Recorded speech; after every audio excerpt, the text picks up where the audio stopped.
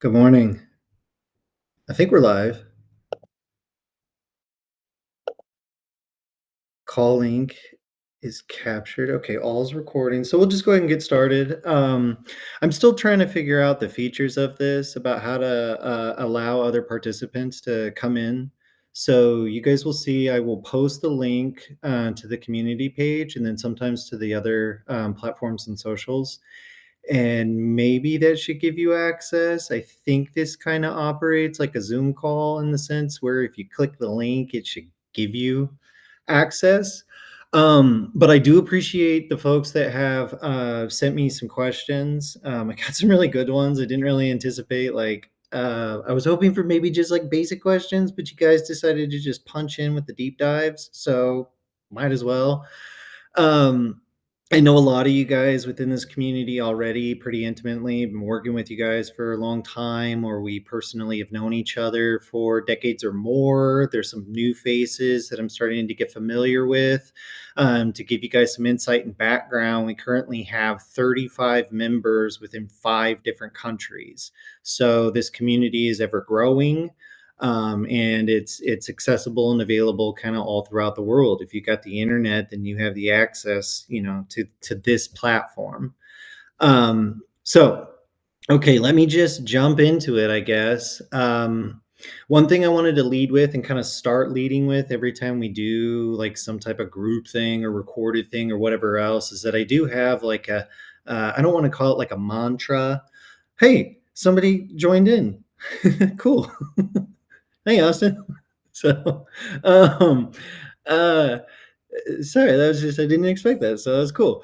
Um, okay, so keep a clear vision of what you are seeking. Walk with integrity in everything that you do. Always navigate with empathy. Have discipline to what you want to achieve. Communicate when you need support, and hold yourself accountable. What you will come to learn is that phrase holds each of the key words of my leadership program, which is vision, integrity, empathy, discipline, communication, and accountability. And a lot of that, like I said, is kind of sprinkled all throughout everything that I do. So, kind of leading into the first question that I got from somebody this morning is, when did you realize you were on the right path or the best life version of yourself? I'm still on that path.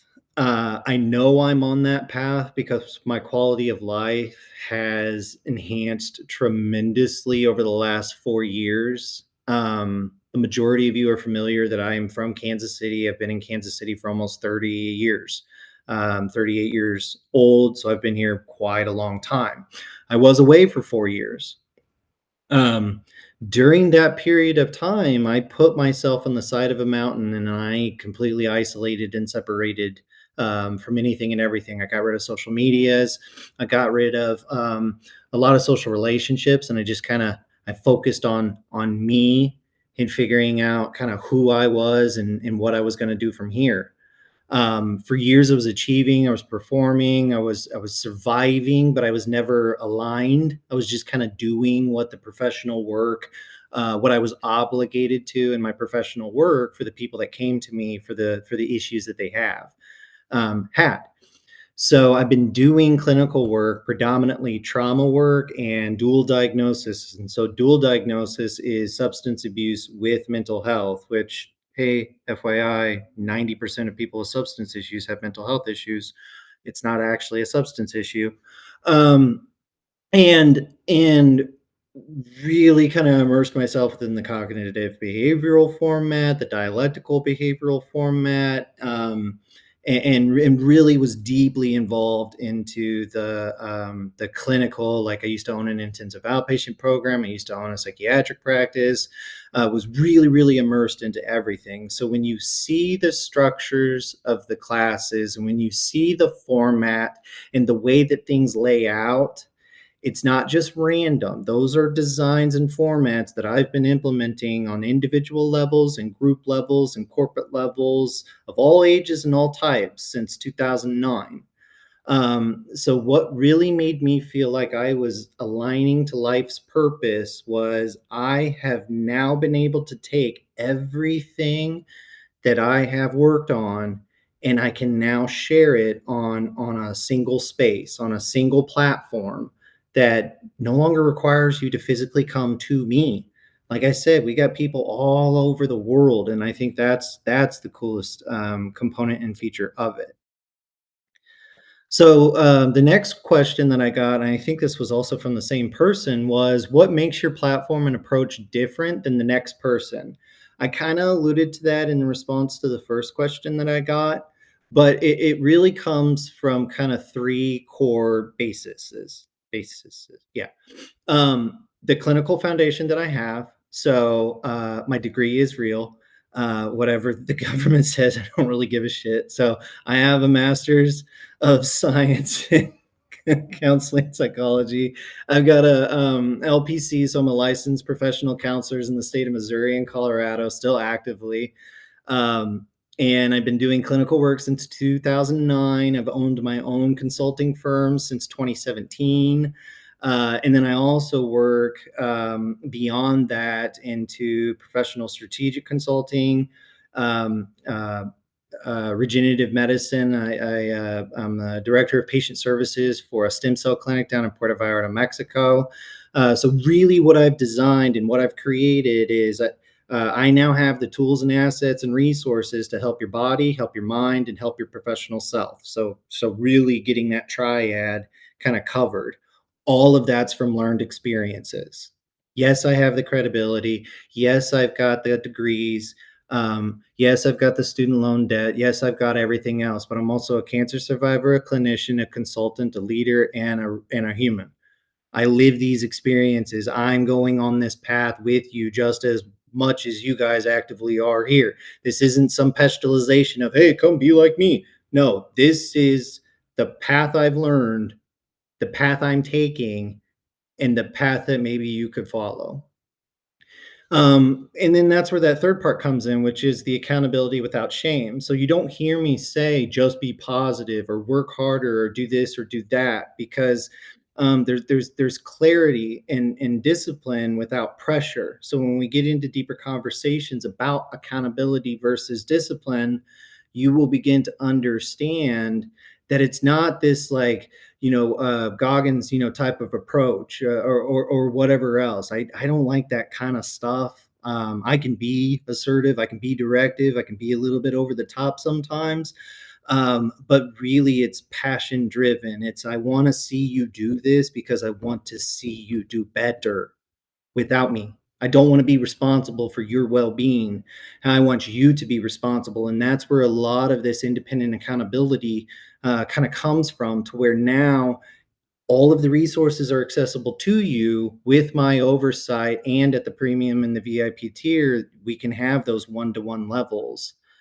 Um, Another really good question that I got and I've often asked myself as well is, do you need the same life experiences as someone, including marriage, kids, or etc., to help them deeply?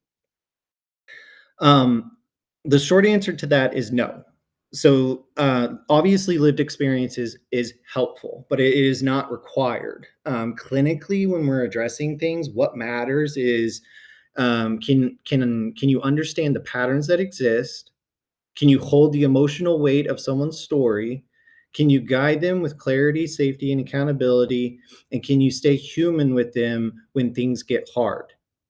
So empathy isn't about like sameness or comparison. It's about presence. It's about being able to hear and possibly even understand someone else's experiences of their lived life. Not because, oh, I did this and then this is what I achieved. Now you go do that and see if you achieve the same.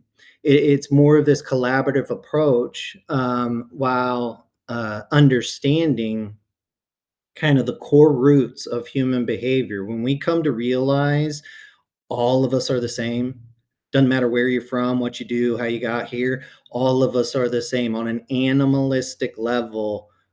We all operate the same. So I work with parents, I work with couples, I work with executives, I work with firefighters, I work with police, first responders, people facing trauma, people who've experienced trauma, grief issues, identity issues, personality issues. I don't do severe mental health anymore, but I used to do deep level psychosis and intensive, acute inpatient hospitalization level type things.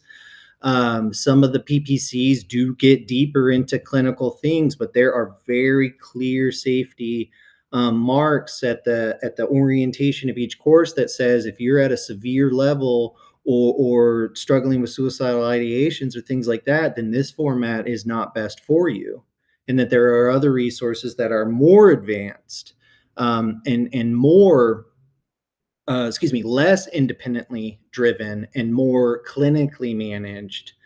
And we can get into deeper independent conversations if anybody ever is struggling like that. Um, what matters most is the skill set, the capacity of understanding, and the integrity of who I am and who it is I'm working with. I found passion in being able to work with all stretches of life, all components. I've told many people that I've learned more things from shaking hands with the homeless than I have from shaking hands with billionaires, and being able to experience that and understand that, and then also teach and promote that and advocate for that is really kind of one of the biggest things. Like I said, I'm from Kansas City, but I lived out in the mountains and then I lived in Mexico for 3 years, where the stem cell clinic is down in Puerto Vallarta. So someone did ask me this question this morning: why did you leave a warm climate with palm trees and beaches and move back to Kansas City? Um, my family's here. Uh, my mobility has been an issue. My service dog is 13 years old. They don't have prosthetic resources in Mexico like they do in the United States. So if I had problems with my prosthetic, it would put me out for kind of a while. Hence the reasons why I became so comfortable and confident with my ability to operate everything that I do from a cell phone and a computer. I've always been limited, whether it was isolation during chemotherapy or if it was just disappearing. I used to do that just to kind of gallivant. That whole "those that wander are not lost" type of thing. I think I wrote that. Because I could pack up and be mobile, for the rest of forever. So it was a beautiful and incredible place to be, but one of the things that I've always recognized is that if you are constantly in vacation, where do you then go? What surpasses being oceanside on the beach? To me, really nothing. I could have lived a retired life and stayed out in Mexico and just lived, kind of peacefully, but I still have a lot left in me where I could probably give another good 10 or 12 years. So, that's the accountability that I'm going to take. So by centralizing myself back into the United States, I can now travel domestically all throughout North America, whether it be Canada, whether it be the States, or whether it be Mexico, or I could even start getting, bigger and broader and start going to the Eastern Hemisphere now that we've got folks in the UK and Australia, and hopefully begin kind of building from there. The world is a very big place, but it's also very small at the same time. And that's one thing that I'm also beginning to learn with the expansion of this community. Okay. Fifth question. Oh, how do I know when to stay with the free courses versus when to move into the premium programs? Think of the free courses as stabilizers, kind of getting the foot in the door. A lot of people are confident about independently kind of leading their own wellness routines. Um, so you get, I don't want to say cocky, or I don't want to say overconfident, but just kind of this like, oh yeah, yeah, yeah, I'll get to that. And then when I get to that, I'll start to develop momentum, and then I'll really kind of get it into it. One of the very first podcasts that I did talked about how tomorrow never comes. If you constantly put something off until tomorrow, when you wake up tomorrow, when is tomorrow again? It's the next day. So a lot of the times you've got to find yourself consistency and reliability, and you've got to be able to do it routinely. So if you are able, the free courses are 5 days in length. If you can consistently hold yourself accountable to 5 days and complete it and feel like you've made some progress or understanding and you want to do more, then that's where you can continue the momentum of those free courses. If you get to that point and you recognize, I think I could do this on my own and I don't really need help or support, that's where you can get into the individual purchasing of the PPCs. You can also pay attention to posts that I do and certain stuff like that, because sometimes I will give away like free PPCs, like pay per courses. For instance, right now on the community page, if you give me a recommendation or an idea, the first 5 people that do that, I'll give you free access to any of the PPCs if you're choosing. So that'll give you a 1 month course, which now all of a sudden we're getting a little bit more like, okay, can you hold it? Can you keep yourself accountable? Can you have the discipline to be successful in a 30-day course? Or do you need some type of, check-in? Do you need some type of clinical assurance or consulting or processing or anything else? Because that's where we start getting into those premium tier and the VIP tier. Remember, the premium tier is personal development. So that's where it's more of the book driven, as well as all the catalog of the PPCs are now free. So those are, you don't have to purchase those. So essentially, it's about 12 months worth of clinical work that you and I will work through and observe while you are independently kind of facilitating it all. If you reach that point where the personal development feels like it's achieved, then we start getting into professional development, and that's the real bread and butter of this whole thing. The leadership program built off the Vedika um, leadership model, which is the vision, integrity, and everyone's going to know this by the end of the day. Vision, integrity, empathy, discipline, communication, and accountability. If you live within those standards, if you operate within those standards, I guarantee you success. That leads into my next question.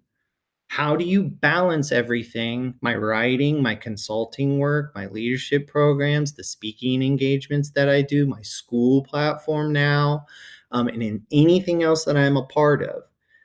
How do you do it without burnout? Um, I do burn out. I burn out a lot. Um, but I'm honest about the limits that I have, which then enables me the ability to kind of gauge it and ebb and flow it and be able to move through it. So I organize myself through the actual Vedika model. So with vision, I look at, okay, what matters to me most today? What do I need to do for today that is most important? Um, and integrity, as we get deeper into that, you'll begin to understand the question I often ask myself is, am I living like someone I respect?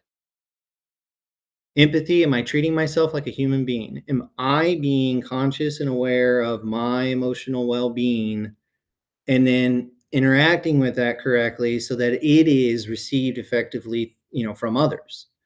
Discipline. What's the one thing that I need to finish today? I'm very hesitant on that word need. I don't really like that word need. I don't need to do anything. It's not a life or death situation. So even restructuring that. Many people that I've worked with they know how type A I am about narratives. The individual narratives that we give about our experiences, our understandings, or whatever else. I need to do this will become very no, if I don't, no, if I don't, it'll become problematic. And that can be an antecedent to anxiety, which we don't want to create. So in that discipline, it's more about what is one thing I would like to complete within the next 24 hours by the end of today. Put a parameter, on it. Communication. Who needs clarity from me? The reason why that question is so important is because if communication is not effective, it's the person that's creating the message that's the problem, not the receiver. It's never the receiver. It's never the recipient that is the problem when it comes to communication. A lot of people think that, well, they're just not understanding. they must be dumb. No, you're not delivering it in a way that's understandable to them. That's not their fault. That's your, we'll get deeper into that as we start immersing kind of deeper into that. And then accountability. What did I actually do? Not what did I intend to do? So those types of inquiries to my daily self, those types of understandings, like we're not recreating the wheel. It's just an acknowledgement of characteristics of self to hold yourself diligent to. Um, okay, two more questions really quick. Okay, what is the purpose of the work and how does someone know when they're making progress? Okay, so the work exists to help people return to themselves after seasons of survival. So what does that mean exactly? Fight, flight, or freeze can be activated by anything around us on a daily. That instigates us into a survival mode. So anybody that has ever been in that type of a circumstance, unbeknownst to them, I'm not talking about life or death situations. I'm not talking about people that have beat cancer, people that have survived.